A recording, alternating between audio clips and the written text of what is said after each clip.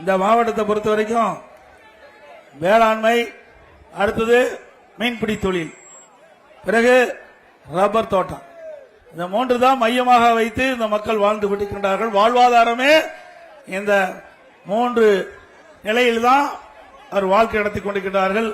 அனைத்து இந்திய அண்ணா திராவிட முன்னேற்ற கழக ஆட்சிக்கின்ற பொழுது விவசாயத்திற்கு முன்னுரிமை கொடுத்த அரசாங்கம் அதிமுக அரசாங்கம்.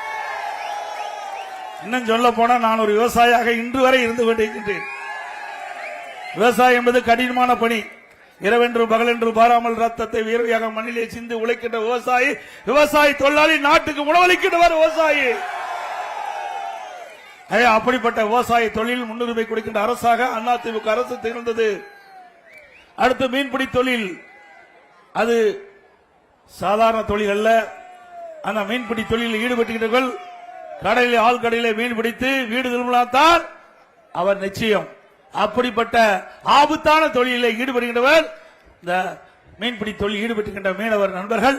அவர்களுக்கும் பல்வேறு திட்டங்களை அனைத்து இந்திய அண்ணா திராவிட முன்னேற்ற கழக ஆட்சியிலே நிறைவேற்றுகின்றோம். பல்வேறு திட்டங்கள் கொடுப்பதற்கு அதிமுக அறிவிப்பிலே வெளியிட்டிருக்கின்றோம். அதேபோல் ரப்பர், இந்த பகுதியில் ரப்பர் தோட்டம் அதிகமாக இருக்கின்றது. அதன் மூலமாக விவசாய பகுதி மக்கள் அதை பயிரிட்டு இன்றைக்கு அதிலே வாழ்வாதாரம் நடத்தி கொண்டிருக்கின்றார்கள். அந்த தொழிலும் சிறக்க அதிமுக ஆட்சி உரிய நடவடிக்கை எடுக்கப்படும் என்ற இந்த நேரத்தில் தெரிவிக்க விரும்புகின்றேன்.